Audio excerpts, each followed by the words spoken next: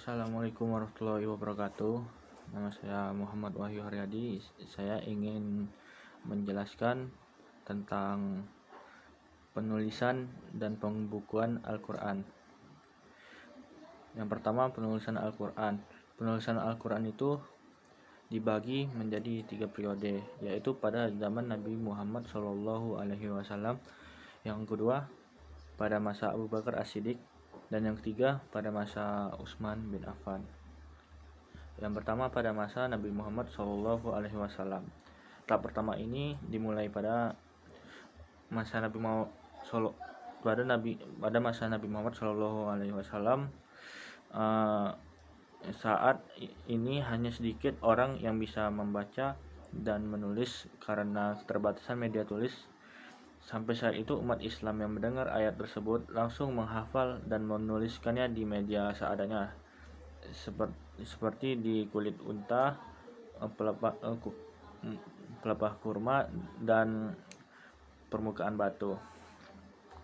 Dalam kitab Sahih Al-Bukhari yang diriwayatkan oleh Anas bin Malik radhiyallahu anhu, Nabi Muhammad SAW memberikan gelar jamaah Qurra kepada 7 orang yang telah menghafal Al-Quran. Namun mereka dihadang dan dibunuh oleh pengkhianat dari suku Ril, Zakwah, Usayyah, dan Lahyan. Mereka dijamin surga oleh Allah Subhanahu wa Ta'ala untuk mati dalam jihad. Yang kedua, pada masa Abu Bakar As-Siddiq. Selanjutnya di zaman Abu Bakar As-Siddiq radhiyallahu anhu, masa ini terjadi tahun ke-12 dalam kalender Islam atau kalender Hijriah. Adapun penyebabnya, selama perang Yamamah banyak penghafal Al-Quran yang terbunuh, termasuk Salim yang merupakan mantan budak Abu Uzaifah.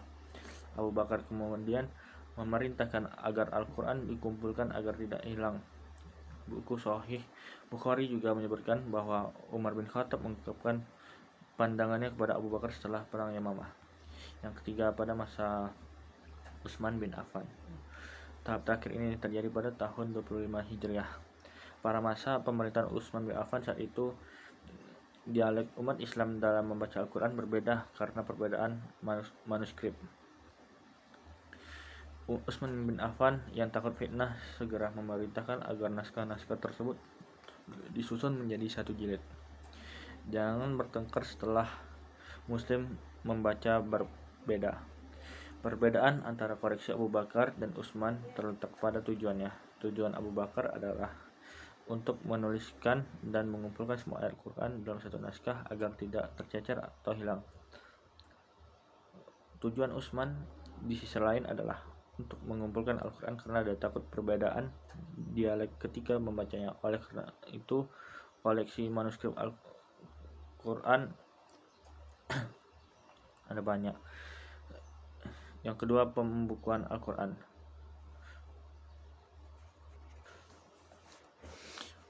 Ada 2 teori pengumpulan Al-Quran pada masa Nabi. Yang pertama, fokus pada hati berupa duka dan syukur.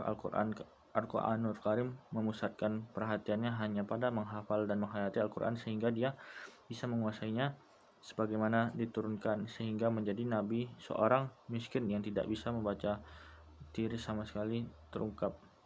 Dia kemudian membacanya dengan senang hati kepada orang-orang sehingga mereka dapat mengingatnya dan memperkuatnya. Jelas bahwa nabi adalah utusan yang diutus Allah di antara orang-orang ummi. 2. Kumpulan dokumen atau catatan dalam bentuk tulisan dalam buku seni pahat. Pada masa pemerintahan Khalifah Utsman bin Affan radhiyallahu anhu, Islam meluas ke Armenia dan Azerbaijan di timur dan Tripoli di barat. Akhirnya muslimin menyebar ke seluruh dunia Islam, termasuk Mesir, Suriah, Irak, dan Persia dan Afrika.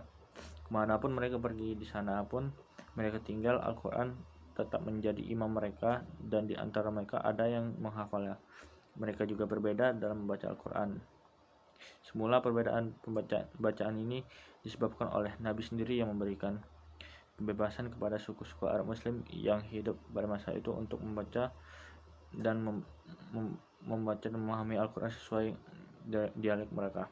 Nabi Muhammad membuat mereka betah dan memungkinkan mereka untuk menghafal Al-Quran sejak usia dini.